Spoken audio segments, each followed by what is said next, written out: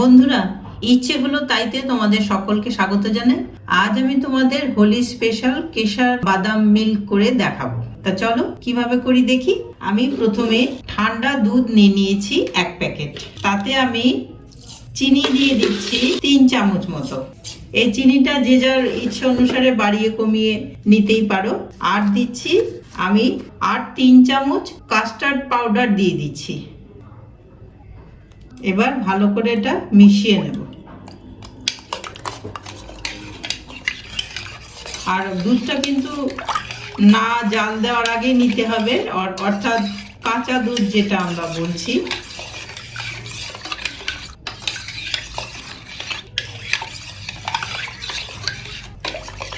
রঙের জন্য কিছুটা কেশর দিয়ে দিচ্ছি।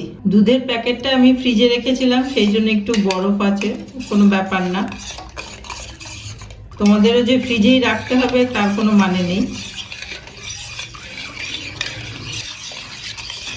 মেশানোর পর ভালো করে গুলে গেছে। এবার আমি এটা গ্যাসে বসিয়ে দেব। গ্যাসে বসিয়ে দিয়েছি, খানিকক্ষণ জাল দিয়ে নেব। আর অনবরত নাড়তে হবে, না তো নিচে লেগে যেতে পারে।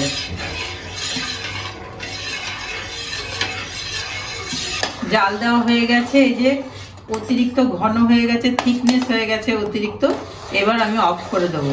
আর কাস্টার্ড পাউডারটা ঠান্ডা দুধে না দিলে গরম দুধে যদি দেওয়া হয় তাহলে দলা পাকিয়ে যেতে পারে, সেই জন্য ঠান্ডা দুধে দেওয়াই ভালো।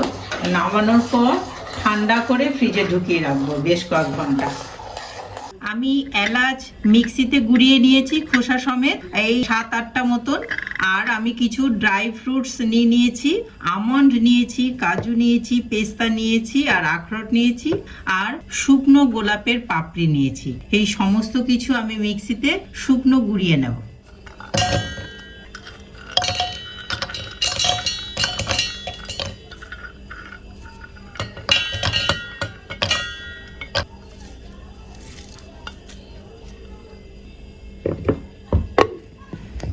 মিক্সিতে এরকম গুঁড়ানো হয়ে গেছে। একটু দানা দানা থাকলে অসুবিধা নেই, বরঞ্চ মুখে ঠেকলে ভালো লাগবে খেতে।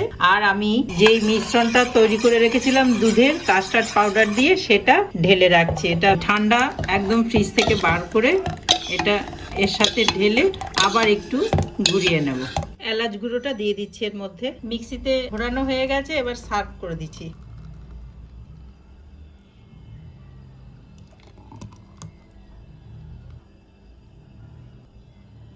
উপর থেকে একটু ড্রাই ফ্রুট কুচিয়ে নিয়েছি, সেটা ছড়িয়ে দিচ্ছি। দেখতে ভালো লাগবে, আর খাওয়ার সময় মুখে একটু পড়বে, সেটাও ভালো লাগবে। আর একটু গোলাপের পাপড়ি। কেশর বাদাম মিল্ক রেডি। এইভাবে করে খেয়ে দেখবেন বন্ধুরা। এই দোলের সময় এটা স্পেশাল, খুবই ভালো লাগবে খেতে।